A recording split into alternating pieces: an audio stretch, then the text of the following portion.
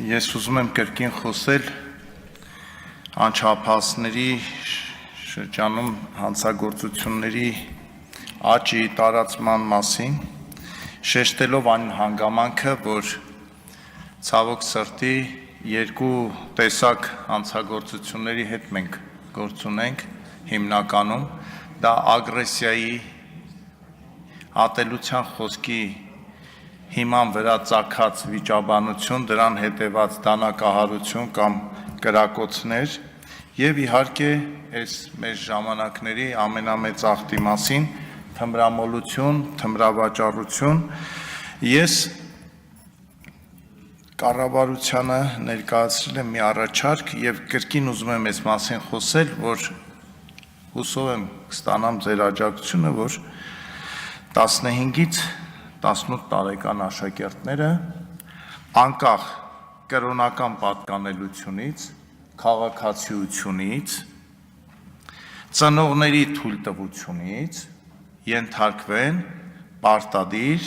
թունաբանական հետազոտության եւ գոնե մի ուսումնական տարվա ընթացքում աշակերտների 33%-ը անցկացվի այդ փորձաքննությունը, իհարկե 1-2 օր առաջ պարտադիր տեղեկացնելով ծնողին, ոչ թե հայցելով նրա թույլտվությունը։ Եթե կառավարությունը հակված է նրան, որ սա պետք է լինի կամավոր, ապա այն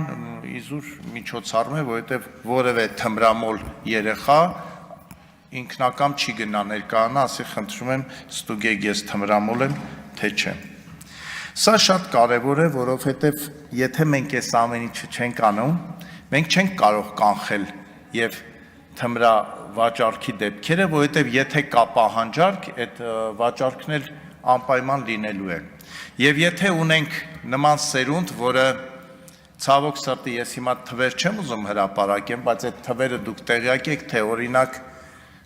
17-18 տարեկանների շրջանում դա որքան է տարածված, բա մենք ես ինչի ենք օրենքներ ընդունում, ինչի ենք իրար հետ վիճում, կռվում, նյարդայնանում, եթե գալու է մի սերունդ, որը կախվածություն ունի շատ մեծ քիմիական այդ թմրամիջոցներից եւ բոլոր երեխաների ծնողներին էլ թվում է, թե իր երեխան հեռու է եւ ծխելուց եւ նարկոտիկներ օգտագործելուց։ Մենք պետք է օգնենք, չէ՞, ծնողներին, որովհետև ոչ մի ծնողի մտքով նման բան չի անցնի։ Մեզ երեխաները լսում են, իրենք կարող են վկայել, թե նրանցից քանիսն են գնում տուն ու ասում սիրելի հայրիկ ու մայրիկ, գիտեք, մենք ծխում ենք կամ են այքոսներն ենք օգտագործում, իսկ շուտով պատրաստվելու ենք առաջին թմրադեղը օգտագործել։ Չեն անում իրենք տենց բան։ Մենք որպես պետություն դա պետք է անենք։ Եվ ես խնդրում եմ այս հարցին լուրջ մոտենանք, որովհետև 1987 թվին մի պահ մեր երկիրը հասավ 3.8 միլիոն բնակչության, այսօր նորից նվազման միտումներ է գնում եւ մենք եթե առողջ սերունդ չունենանք, առողջ սերունդի ամուսնություններ չունենանք, 20 տարի հետո այս կարելի է գրել տարեց մարդկանց, չգիտեմ, մշակութային կենտրոն, որովհետև դրան ենք գնում եւ մենք բոլորս պետքա թիվ 1 խնդիրը հայ քաղաքական գործ չի, պետական գործ չի, պետք է լինի ծնելիության աճը եւ ներգաղթը եւ արտագաղթի կասեցումը։ Սրան պետք է միտված լինի մեր բոլորի հիմնական գործը։ Ես խնդրում եմ, որ գլխավոր դատախազությունը առավել մեծ ուշադրություն դարձնի նաև Երևանում տեղի ունեցող այս քաղաքաշինությանը, որտեղ եթե մի փոքր անուշադիր լինես, կգան եւ քո հյուրասենյակում նոր շենք կկառուցեն, առանց որևէ նորմի հաստատման, համաձայնության, երբ որ ազգային ժողովի Բաղրամյան մուտքից դուրս ես գալի եւ նայում ես դիմացի լանջին, որտեղ մի 50 տարի առաջ կանաչ տարածքներ էին, այսօր տեսնում ես մի խայտարակ շինարարություն, որը առերևույթ, երբ որ աչքով նայում ես, համոզվում ես, որ այստեղ քաղաքաշինության բոլոր նորմերը խախտված են, բոլոր նորմերը անվտանգությունն էլ հետը։ Ես հիշեցնում եմ, Հայաստանը բարձր սեյսմիկության գոտիում է գտնվում։ Ես հիշեցնում եմ, որ Հայաստանում, Երևանում քամիները հիմնականում հյուսիսային են եւ այդ լանջերի անտառից զրկելը հանգեցնում է նրան, որ ամառային ամիսներին երեկոյան ժամերին Երևանում ոչ քայլել է լինում, ոչ զբոսնել է լինում, որովհետեւ կլիման այդպիսին է եւ այդ անտառային շերտը հատուկ դրված էր միայն նրա համար, որ Երևանում ապրելը հնարավոր լինի։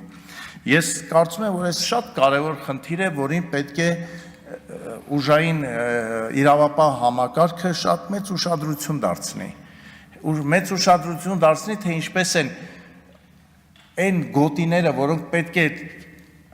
ծառայեցվեին հետագայում խոշոր գործարաններ կառուցելու համար, ով է ասում, որ մի օր մեզ չի հաջողվի խոշոր ինչ-որ մեքենաշինական գործարանի համոզել Հայաստանում մասնաճյուղ, բայց որտեղ են կառուցելու, էլ տեղ չկա, որովհետև բոլորը չգիտեմ ինչ որակի, եթե հետաքրքրվեք, կտեսնեք, որ շատ քիչ շենքեր են կառուցվում բարձր որակի բետոնային նյութով։ Խայտառակ վիճակ է։ Կարող եք ուսումնասիրություն անցկացնել, զրուցել հենց կառուցապատողների հետ, տեսնել ինչ որակի շինանյութ են օգտագործում։ Ես գիտեմ, որ հիմա արձագանքելու են, թե բայեկեք ստուգեք, բայց ես կոչ եմ անում։ Գնացեք ու ստուգեք, որովհետև այդտեղ մեր երեխեքն են ապրելու, մեր թոռներն են ապրելու եւ հետևանքների մասին մի քիչ մտածեք։ Եվ բարձրահարկ շենքը կառուցում են կարևոր նշանակության ճանապարհների վրա, հենց անմիջապես 1-2 մետր, երբ որ չի կարելի կարևոր նշանակության փողոցների, պողոտաների, մայրուղիների անմիջական հարևանությամբ բարձրահարկ շենք սարքել, որովհետև լիքը դեպքեր կան կամ կարող են լինել իհարկե Աստված հեռու պահի, բայց դա բան է։ Ես խնդրում եմ, որ դատախազությունը, մյուս իրավապահ մարմինները հատուկ ուշադրություն դարձնեն ատելության խոսքի տարածմանը, որը հանգեցնում է հանցագործությունների, որը հանգեցնում է բռնության երևույթների դրսևորումների։ Սա մի փուլ ենք մտել, երբ որ արդեն մեզ համար սովորական է, որ կարելի է գնալ մարդուն վիրավորել, հայոյել ու ակնկալել, որ այդ մարդը քար սիրտ է կամ չգիտեմ, պատգամավոր է, քաղաքական գործիչ է, ոչ մի պատասխան չի տալու։ Մարդ ենք, ի վերջո տարբեր գեներ ենք ստանում եւ